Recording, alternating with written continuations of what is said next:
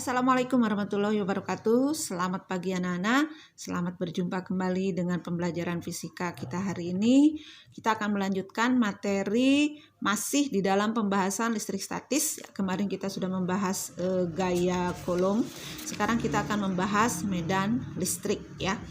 Nah, dari pembelajaran kita hari ini Ibu mengharapkan kalian bisa menjelaskan pengertian medan listrik, kemudian menentukan besar dan arah medan listrik pada suatu titik, kemudian menentukan flux listrik. Ya, nah medan listrik itu adalah suatu ruang atau suatu daerah di sekitar muatan listrik yang dapat mempengaruhi muatan listrik lain jika muatan itu ada di sekitar daerah tersebut. Jadi yang disebut dengan medan itu suatu daerah atau suatu area ya, di mana kalau seandainya ada muatan tersebut atau muatan lain yang ada di dalam daerah tersebut, maka muatan itu akan terpengaruhi oleh muatan yang lain ya, atau muatan sumber. Nah, kuat medan di suatu titik dalam medan listrik ini itu sebetulnya adalah gaya Coulomb yang bekerja pada satu satuan muatan listrik ya positif. Ini jadi muatan listrik positif yang berada di daerah titik tersebut.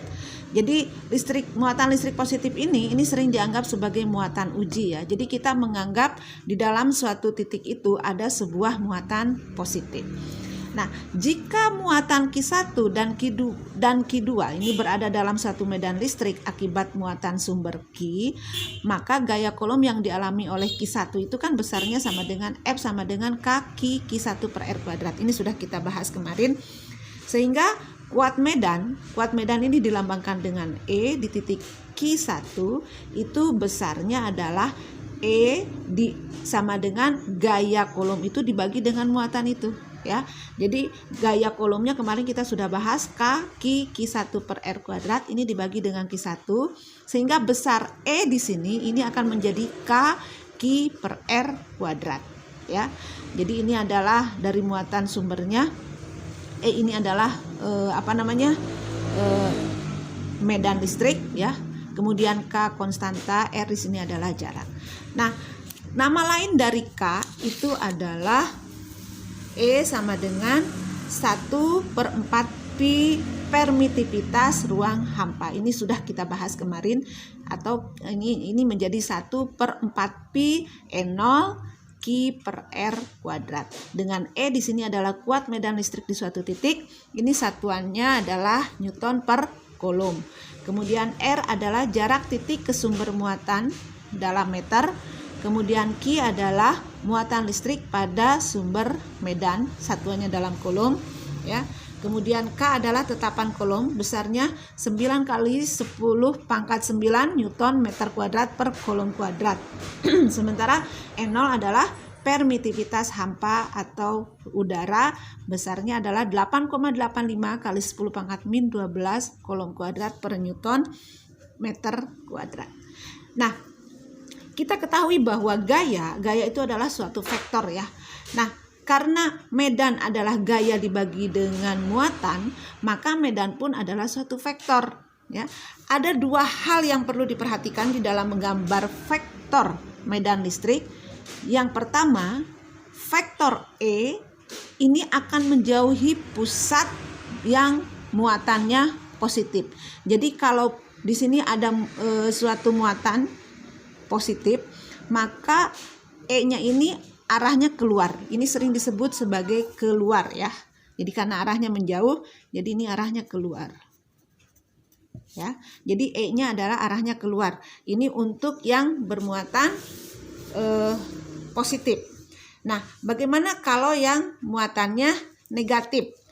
Kalau muatannya negatif, karena kita membayangkan di titik ini ada yang muatan positif ya sebagai muatan uji, maka vektor E-nya akan mendekati pusat muatan negatif atau sering disebut sebagai masuk ya.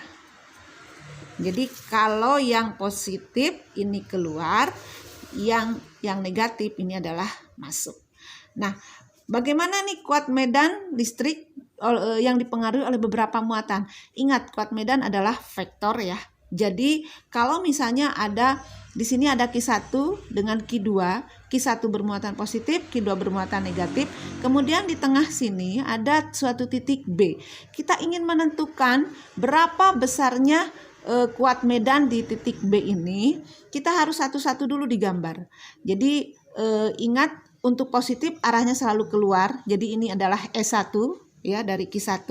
Sementara untuk E2 dari Q2 ini masuk artinya masuk ke E2-nya, ke Q2-nya ya, maaf, ke Q2-nya. Jadi ini dia masuk menuju atau mendekati ke Q2 ini. Nah, setelah digambar vektornya, maka kita akan mendapatkan bahwa E di titik B itu sama dengan E1 plus E2 ya. Jadi kalau anunya ya kita tinggal masukkan saja, berarti E di titik B ini akan menjadi K Q1 per R1 kuadrat ditambah K Q2 per R2 kuadrat ya. Nah, itu untuk yang segaris. Bagaimana kalau yang tidak segaris? Ya.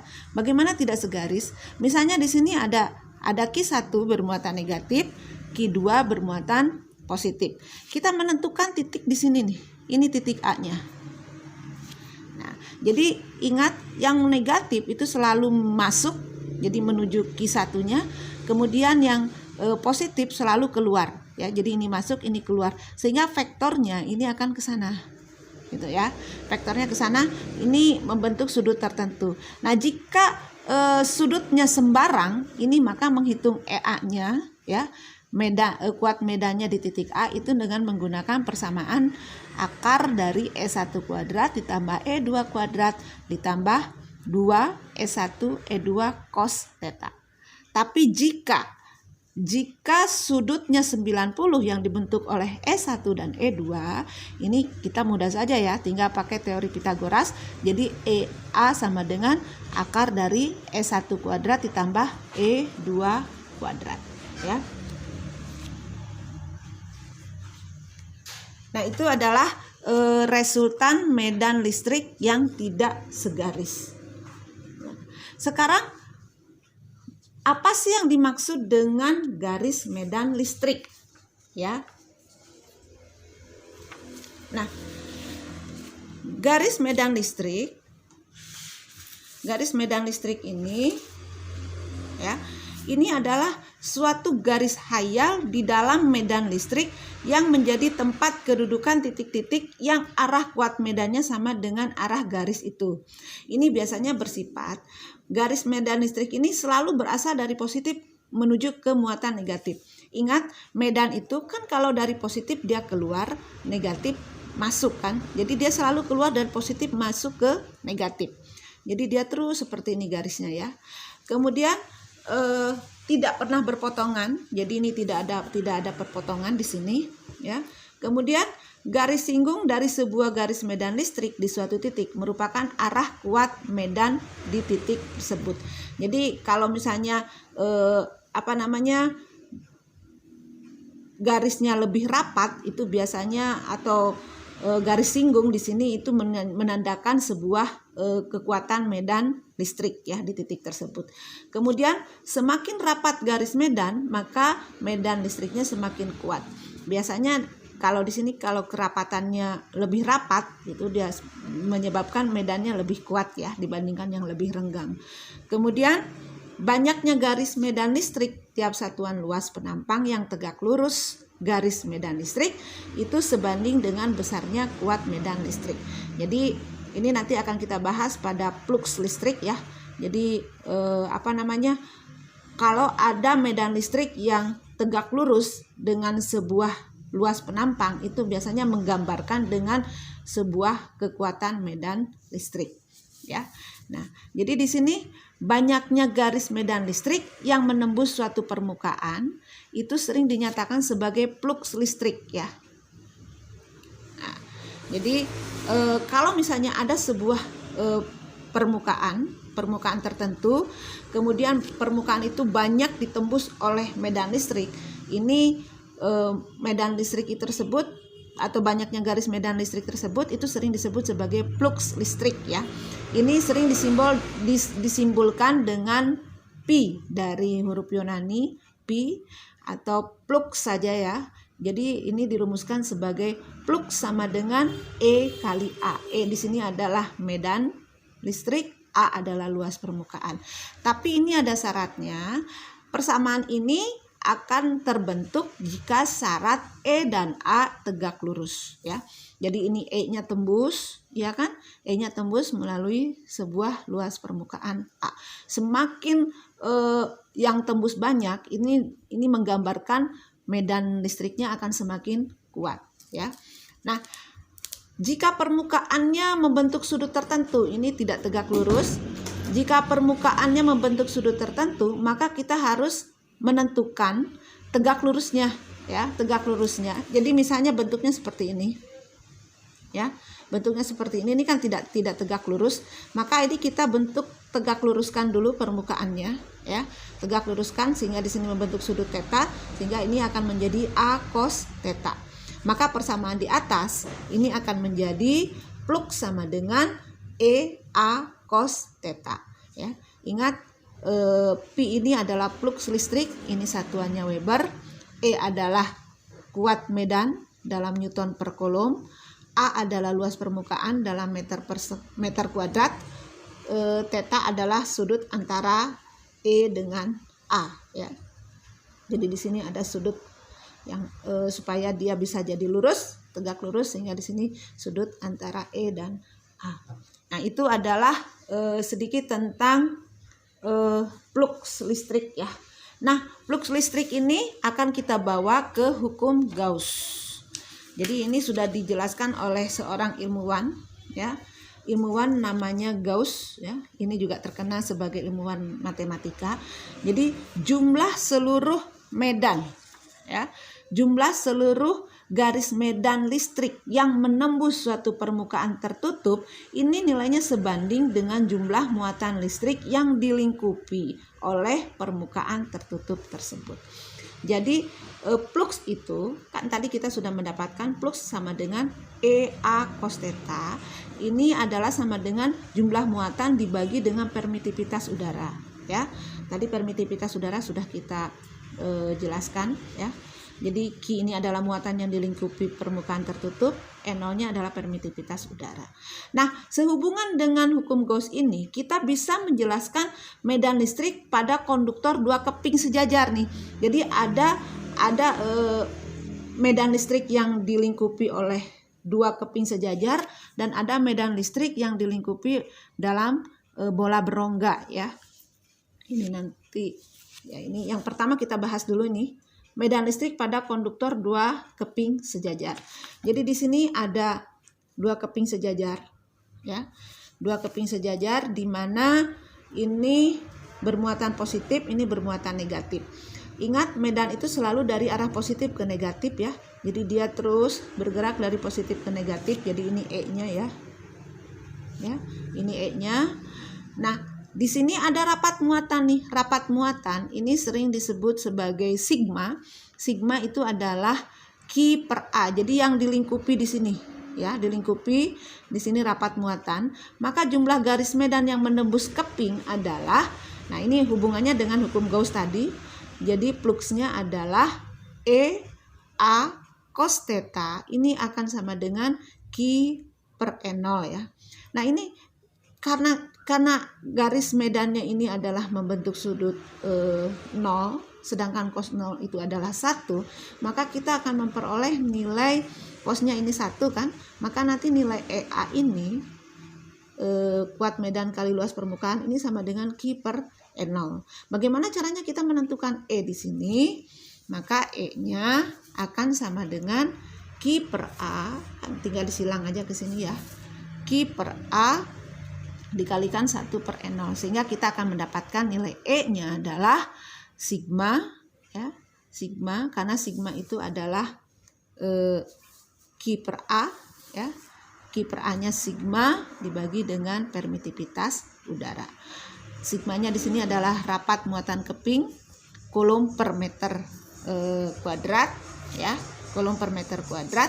Kemudian E0-nya adalah permitivitas udara. Nilainya 8,85 kali 10 pangkat min 12 Coulomb kuadrat per Newton meter kuadrat. Nah, itu adalah medan listrik pada konduktor dua keping sejajar.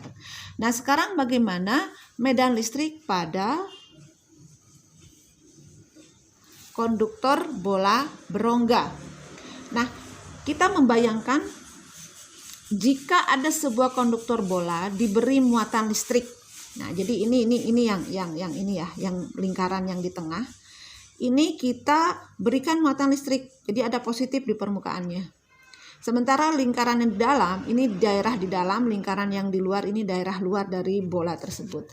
Nah, nilai E di dalam bola, ya, nilai E di dalam bola artinya yang ada di daerah R1 itu nilainya sama dengan 0.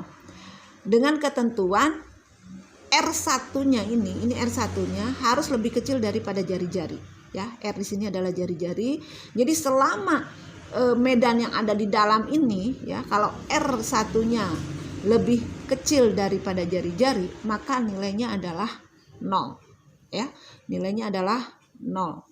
Sedangkan untuk nilai E, ya, E untuk di permukaan di R ini atau di luar di sini, ya, di radius R2 ini, ya kan, nilai E di permukaan bola dan di suatu titik yang mempunyai jarak R2 dengan syarat ketentuan R2 ini harus lebih besar daripada jari-jari, maka nilainya adalah E sama dengan K/Q per R2 kuadrat, ya. Atau kita ambil kesimpulan, nilai E di dalam bola itu nilainya 0, nilai E untuk di kulit dan di luar bola, ya, di mana R2, ya, R2 lebih besar atau sama dengan R, maka E-nya akan sama dengan K/Q per R kuadrat, ya. Jadi ini tergantung pada jaraknya. Nah, ini adalah medan listrik pada konduktor bola yang berongga. Jadi ada medan listrik pada konduktor dua keping sejajar dan ada medan listrik pada konduktor bola berongga. Nah, sekarang kita akan mencoba, Ibu akan memberikan sebuah contoh soal, ya, contoh soal untuk pembelajaran medan, ya, medan listrik.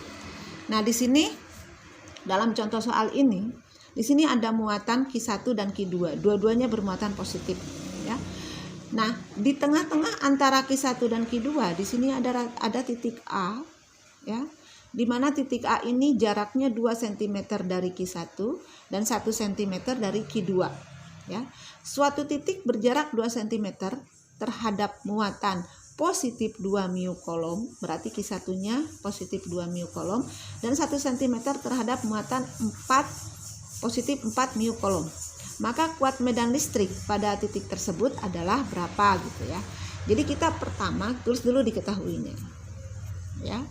Diketahui Q1 positif 2 μ kolom. Ini akan kita rubah menjadi 2 kali 10 pangkat min 6 kolom, ya kan.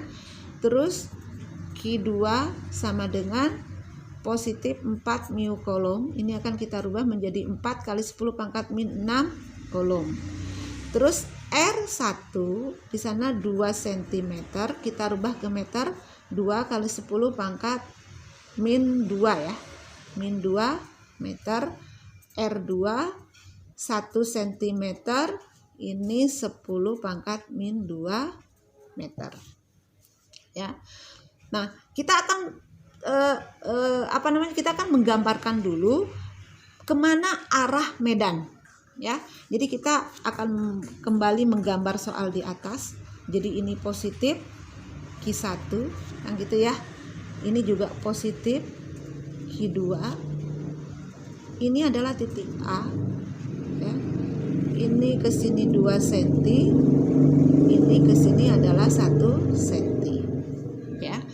Ingat, positif medannya selalu keluar, ya. Jadi untuk E1 kita gambarkan ke sini. E1, ya. Jadi ini adalah medan yang ditimbulkan oleh Q1 ini. Kita lambangkan dengan E1. Kemudian E2 E2 yang berasal dari Q2 ini kan arahnya ke sana karena dia harus keluar. Nah, jadi ini adalah E2.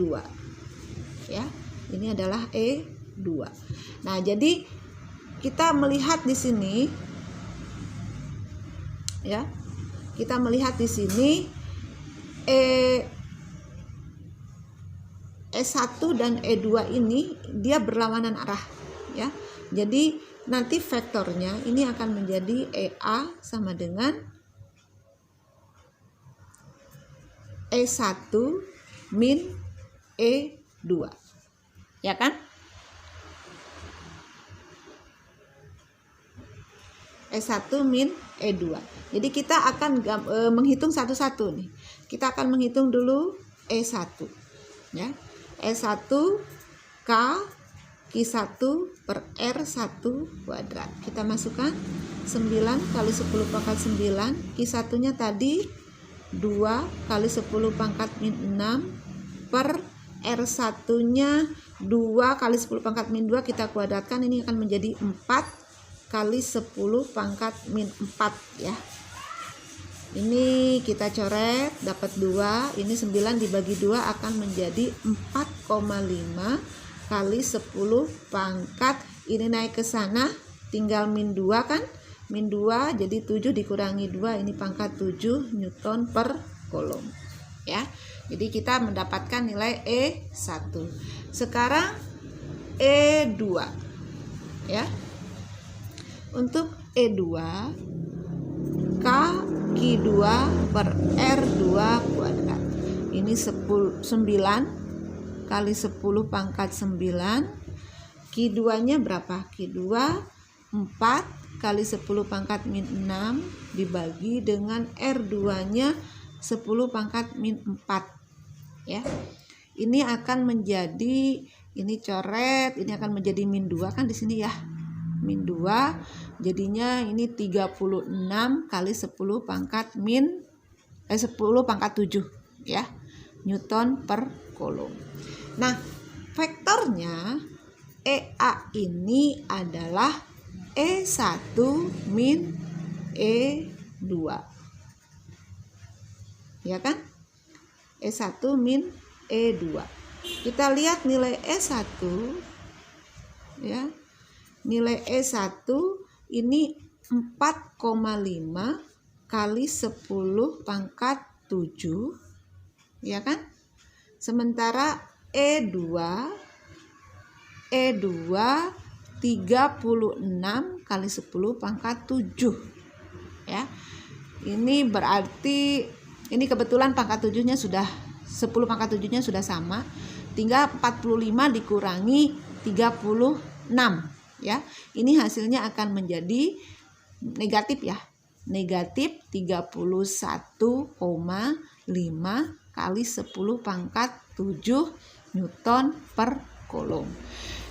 Negatif di sini artinya nilai EA itu sama dengan 31,5 kali 10 pangkat 7 Newton per Coulomb ke kiri. Artinya vektor E2 ini lebih besar dibandingkan vektor E1 gitu loh ya. Kalau kita amati memang E2 ini kan Q2 ini muatannya lebih besar dibandingkan dengan Q1 dan jaraknya juga lebih kecil, cuma 1 cm. Yang ini lebih kecil, jaraknya besar gitu kan. Jadi E2 ini lebih besar sehingga nilainya adalah 31,5 kali 10 pangkat 7 Newton per Coulomb ke kiri. Nah, itu adalah sedikit contoh soal ya anak-anak. Jadi masih banyak lagi contoh soal yang lain. Tentunya kamu bisa mencari sendiri ya. Dan nanti untuk pertemuan berikutnya kita akan lanjutkan minggu depan. Dan untuk pertemuan hari ini Ibu cukupkan sekian dulu. Terima kasih atas perhatiannya. Semoga kalian tetap belajar dan tetap sehat. Terima kasih. Wassalamualaikum warahmatullahi wabarakatuh.